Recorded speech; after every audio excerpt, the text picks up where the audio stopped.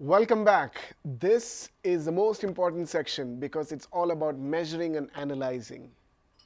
In this section, section number 10, you'll understand how measuring and analyzing the data is crucial for your content marketing success. You're going to see from a purchase funnel perspective how the measure and analyzing of data happens. Ideally, if you want to measure and really analyze the data for your content marketing efforts, it needs to be coupled or connected with the purchase funnel. If it's an early buyer, what are some of the metrics that you're going to look at? If it's late during the purchase funnel, what are some of the metrics that you're going to look at, and so on and so forth. So it's going to be exciting. We have a lot of things in store. Stay tuned. If you want to know if your content is giving you the dividends that you and your business is actually looking for, then measuring is going to be important.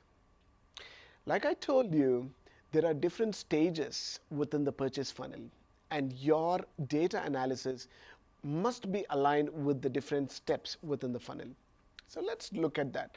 Stage number 1 is about the early stuff, early stage. In the early stage of content marketing, what you're looking at is, one, you're looking at the traffic that comes to your website traffic.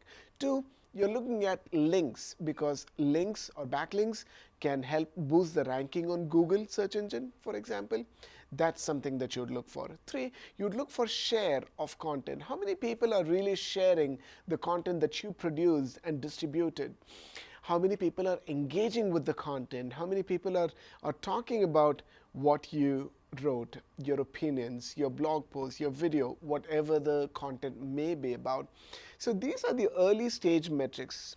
Okay, so yeah, keep in mind, in the early stage, your content needs to reach as many people as possible, and thus the metrics such as website traffic, shares, links, engagement play a crucial role, and you understand that your content is getting some kind of tangible reach to people.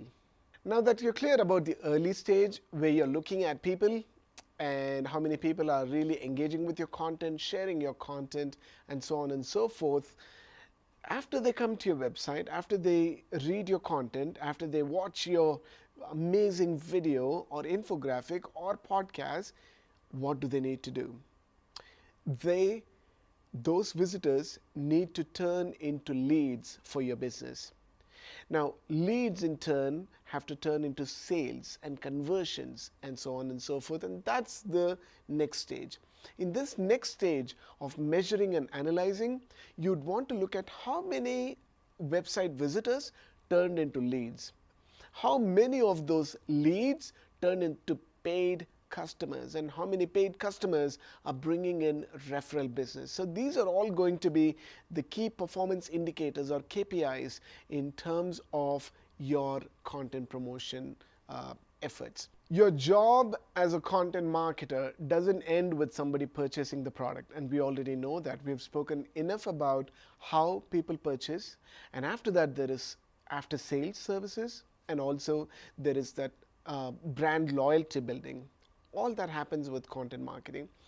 Now, that's the third stage. In the third stage, we're talking about how do people feel about your services after the sale has happened. And that's a crucial part, after sales.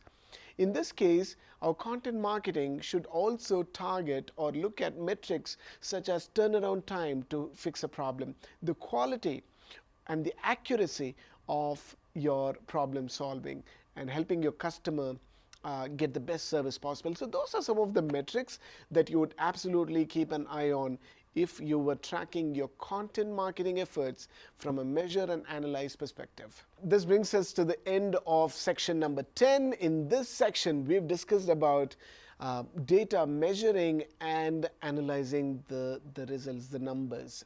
Okay. We've talked about the initial stage, the late stage, and after sales stage of your purchase funnel. So you need to track various metrics based on the different stages within the purchase funnel. So that brings us to the end of this section.